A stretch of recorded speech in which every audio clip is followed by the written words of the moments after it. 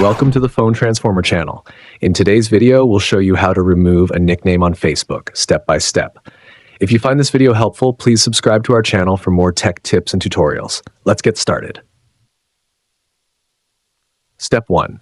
First, grab your Samsung phone and open the Facebook app.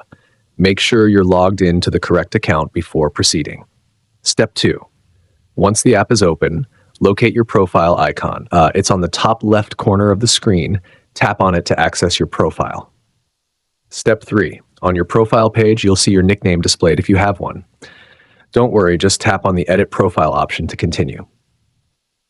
Step 4. In the next menu, scroll down until you find the option labeled Edit Your About Info. Tap on it to access more profile settings.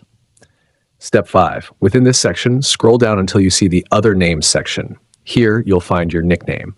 Look for the pencil icon next to it and tap on it. Step 6. Now, if you're certain you want to delete your nickname, tap on the Delete Name option. A confirmation pop-up will appear. Just tap OK to finalize the process.